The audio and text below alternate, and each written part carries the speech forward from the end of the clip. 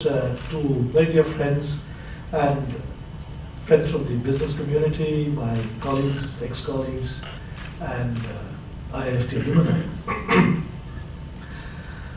The first disruption is to actually invite all of you after a long day of the office and tax you with speeches. That's the first disruption before you have dinner on a Diwali sort of pre-eves, I'll try and keep it sweet and short as much as I can, just as Professor Manoj Pant did. Let's just do a little stock take on where we are, as we normally do in a company. But as humanity itself, sometimes we miss the larger picture when we start looking at smaller slices of life, which is dished out to us by newspapers and economists, and sorry to say that, but politicians and commentators.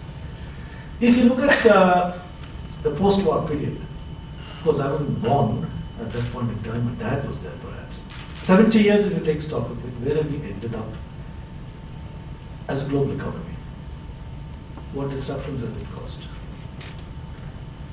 The good side of it is, all that you see today as development, as proof of development, the improvement of quality of life, education, wealth, all of that we've created has been largely out of the last maybe 30 years of the last 70 years. Fantastic. But we've got some things really, really bad. We got it mixed up. I'm sure students would know, but I believe the global population is somewhere around 7.1 billion people today. That's good. Longevity has increased, lifespans have increased. Very positive. Healthcare has improved. But 70% of the 7 billion people around the world live with an existence of less than $10 a day. 40% of the world's population lives less than $2 a day. That's even worse. 1 out of 7 people, which is about 1 billion people, don't have access to basic drinking water, electricity, education, healthcare. Children who are out of schools or not having access to education is 800 million people. I'm giving data which are global organizations which have published this. While we sit in this beautiful city of Singapore, sometimes we wonder, we are so privileged to where we are that we often forget and we complain about small things like the traffic in Singapore is becoming tough. I mean, I tell you, it's a joke. You're not living in the real world. How many people don't have nationality? People come and ask me, when am I going to get my PR or citizenship? I said, please go and look at people who have no nationality at all. Do you know how many people have no nationality in the world? More than the population of Singapore. 22 million people have no nationality. How many people are refugees in the world? UN Refugees Report talks about 66.7 million people today are refugees in the world, don't have a home to call themselves. Perhaps another 200,000 have got added in the last couple of weeks from Myanmar. We live in a very fractious world. We live in a very difficult world. We live in a world which has fundamentally lost its ability to lead with compassion. I've been hearing some political leaders, and I was very inspired when I heard this. He says today's politicians, we lack heroes. We don't have a Abraham Lincoln. We don't have a Mahatma Gandhi. What's happened? Where have we lost our way? Well, let me park it there and come to the world of business. So if you look at the past, we've got some things good, some things bad, some things really terrible. Where do we go from here? Coming to a group which will talk about business, international business. Singapore is an international business center, does everything that business can achieve. The world, as you know, every day we read about multilateralism coming to an end. It's all a period of bilateralism. And some who say it's become unilateralism because there's only one person or two people. And then the two unilateral people are kindergarten children who are threatening each other that they're going to throw bombs at each other. In between, if it lands in our lap, we're finished. So this is the first kind of disruption that's happening. So on political part of disruptions, you may want to think, why is it happening? A political disruption is happening because we got our first mathematic wrong. Very often people say Trump has come and trumped the world. But why did he come? It was evident. Because the bottom of the pyramid has sort of thrown its weight against the top of the pyramid. When I gave you the statistic of the numbers of people who are poor, 40% of the global wealth is concentrated in 2016 report said 88 individuals. Whereas in 2015 it was 350, and the writer writes about it and says that in 2015 you needed actually an Airbus to take. In fact, now we can take them in a private jet. And 40% of the wealth can be distilled out if you can get hold of these guys. So I think we got all this thing wrong. At the same time, let me come back to the subject of what are the kind of disruptions. I can go on about technological disruptions which are affecting economic disruptions, but since it's primarily, having been a student of IIFT, I'll remain today loyal to my profession of being a trade guy, and I'll talk only about the subject of trade and not take disruptions which are happening in society and how people are breaking up and how families are getting into trouble, including in Singapore and so on. So in terms of trade, 2 or 3 very major trend lines which we may be aware, conscious or unconscious. Technology has crept in everywhere. See, the fundamental thing about trade was actually agglomeration and disagglomeration. You buy large and sell small, or you buy small and sell large.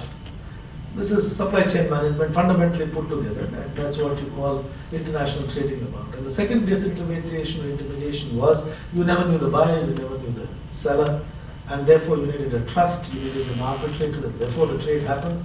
Many of these being questioned today, very fundamentally. Let me give you some examples.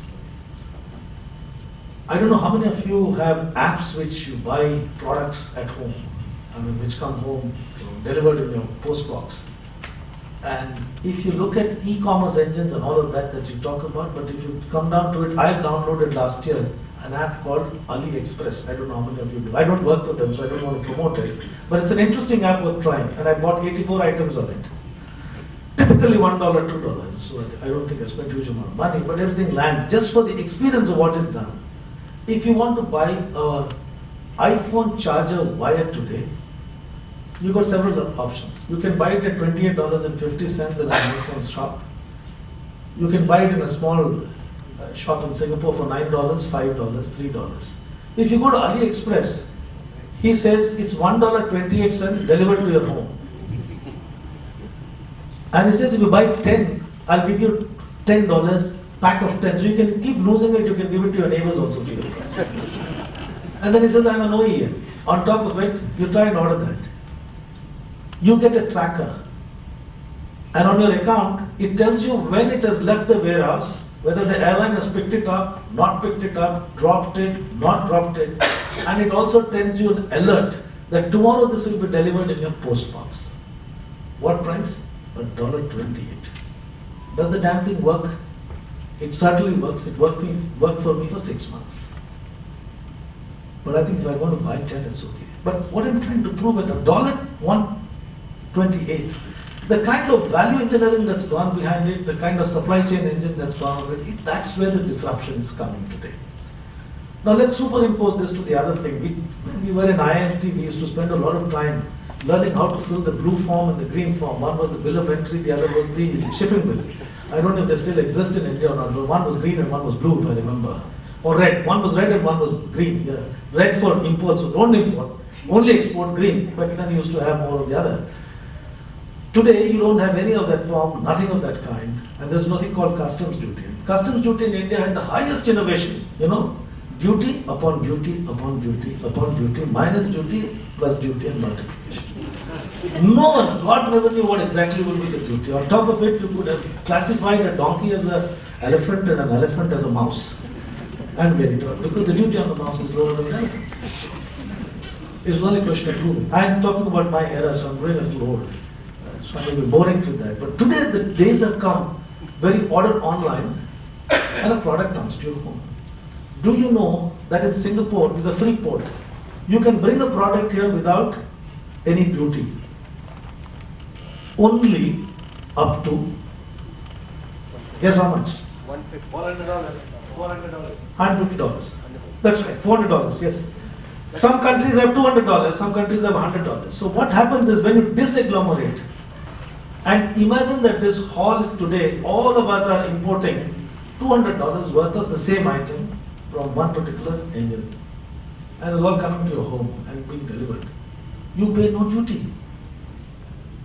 So what's happened? Regulation is running behind, disruption is running ahead. Do you understand what is the size of the e-commerce engine today? A study done about 3 months ago said it is 600 million as of 2015. And 17 and 18 they're saying it's going to, 600 billion is going to be touching $1 trillion in 2018. If you got $1 trillion on which, let's say, large part of the $1 trillion is disintermediated in a manner, the consumers are directly consuming it. Where is the world going on which you're not able to tax, you're not able to collect customs duty? You've completely disrupted the whole system of trade actually. Now let me put some more technology on it and give you a very interesting worldview.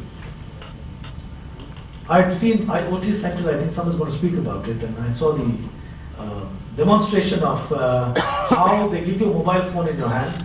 I think all of you should go so they can host you sometime.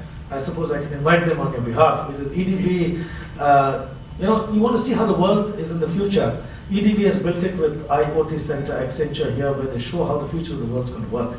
So when you enter there, they give you a mobile phone. And with that mobile phone, you can control a petrochemical complex which is physically running in Australia, near Sydney. And I saw that, I don't know, maybe you changed it. But they say, now come on, press this and you can open the valve and you will close the valve. So you've got internet connectivity, IoT. The factories are going to be run by robots. We all have already agreed that all robots will be coming, and perhaps robots will not have a race and religion, thankfully, so that it will be more peaceful for factories to run with robots. We don't know, maybe they'll get unionized and come back at us. But the next stage, they'll all be so automated that the logistics value chain, which is already fairly automated, will take over. We should also have robots, we'll have intelligence engines, it'll have artificial intelligence, so it gets shipped. Now let me talk a little bit about shipping.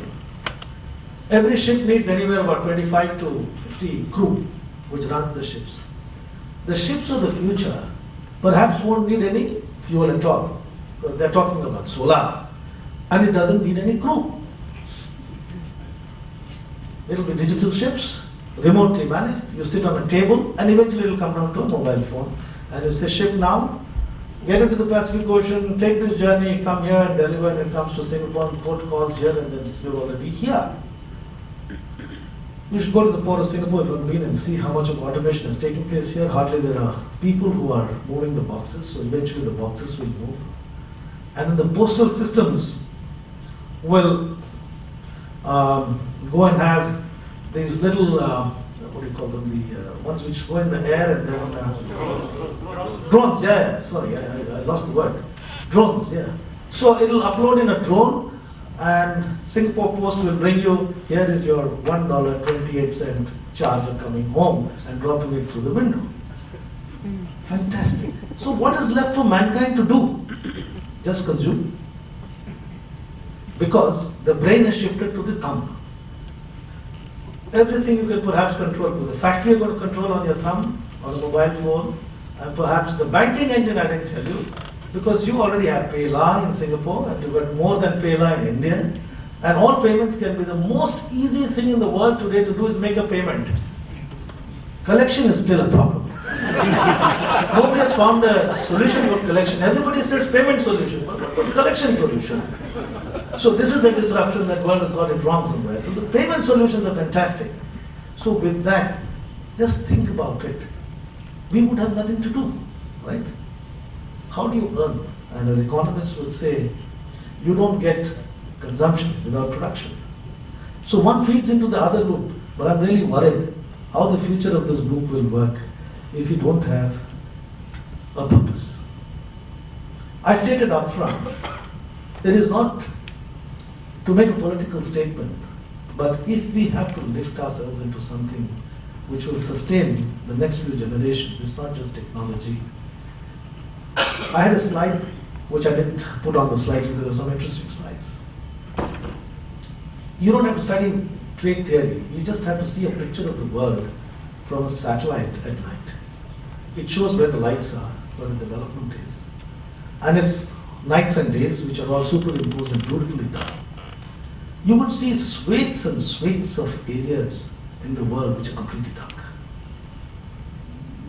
Those dark places are there in India, those dark places are there in Africa, they're there in Asia, they're all over, right? So friends, I think the task is, disruption is great, but disruptions are of two kinds. Disruption, it actually rhymes. Disruption for destruction and disruption for construction and development. So I think the shift that we need to do is bringing purpose in our businesses, in our lives, to see how we can make a difference to those for whom this has not made any difference at all so far. Otherwise, we will have this 88 people problem, which will run down to 50 people, and you'll have some rockets flying on our head and we'll just land on our heads. Thank you, ladies and gentlemen.